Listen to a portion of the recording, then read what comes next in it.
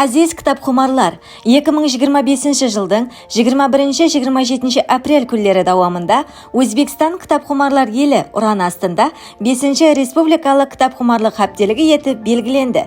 Kitapxumarlық хаптелігінің мақсаты республикамызда kitapxumarlық мәдениетін рауажландыру, мәлімлеме кітапхана орайлары пайдаланушылары қатарын кеңейту, жастар манауиятын жоғарылату, олардың арасында kitapxumarlықты кеңінен үгіт насихатлау, халқымыз, әсіресе жастарымыздың интеллектуал білім һәм көңілділіктерін асырудан ібарат саналады.